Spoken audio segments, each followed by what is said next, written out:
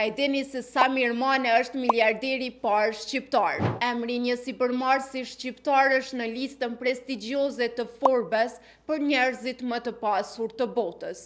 Me një pasuri $1.4 miliard, Samir Mane rënditet një nga njerëzit më të pasur në botë. Në listën prestigjioze të Forbes, Samir Mane mban vendin 2356 nga investimet e tij në qendra tregtare, dyqanet me pajisje elektronike dhe pasuritë e paluajtshme luksoze në të gjithë Ballkanin.